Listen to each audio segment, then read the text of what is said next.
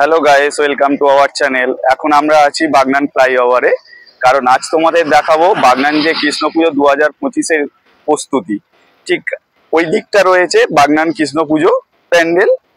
তোমাদেরকে দেখাবো এক এক করে কতটা কি প্রস্তুতি হলো, কতটা কি এখনো বাকি আছে, সমস্তটাই তোমাদের কাছে তুলে ধরবো। চলো।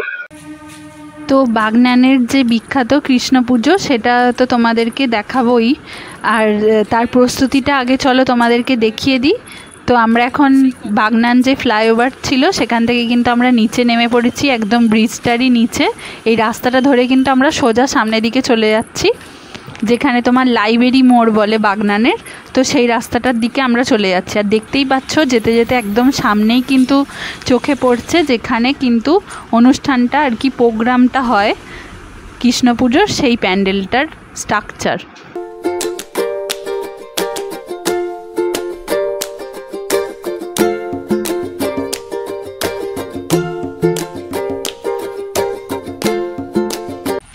তো প্যান্ডেল কিন্তু মোটামুটি শুরু হয়ে গেছে, বাঁশ কিন্তু বাঁধা হয়ে গেছে। এখন শুধু প্যান্ডেলের গায়ে হচ্ছে কাপড়টা জড়ালেই আমাদের প্যান্ডেল কিন্তু কমপ্লিট হয়ে যাবে। তো এখনও টুকিটাকি প্রচুর কাজ বাকি আছে। আর এটা হচ্ছে সাধু বাবার আশ্রম, যে মন্দিরটা থেকে আর কি এই কৃষ্ণ পুজোটার প্রচলন সেটা। আর এখানে কিন্তু একটা বড় ব্যানার চলে এসেছে, দেখতেই পাচ্ছ, ভগবান শ্রীকৃষ্ণের জন্মাষ্টমী উৎসব বাগনান আশ্রম। তো এখানে কিন্তু লেখাই আছে যে 15 তারিখ থেকে একদম 24 তারিখ পর্যন্ত অনুষ্ঠান।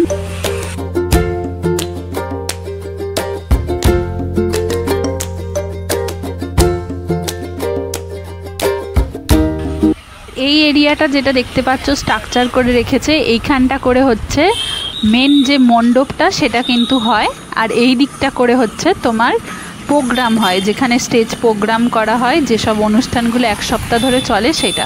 আর এই পুরো এরিয়াটা দেখতে ঠিক এরকম লাগে। আর এটা হচ্ছে মেন মণ্ডপ, যেখানে আমাদের ছোট্ট কৃষ্ণ এখানে থাকবে। বাগনানের যে কৃষ্ণ তার পুজো কিন্তু এই প্যান্ডেলটাতেই হবে।